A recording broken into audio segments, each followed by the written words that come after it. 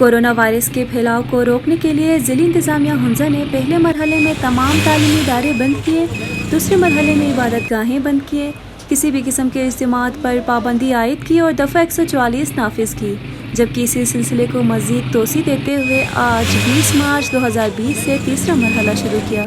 جس میں hotels, workshop اور دیگر کاروباری مراکز غیر معینہ مدت کے لیے بند کر دی گئیں،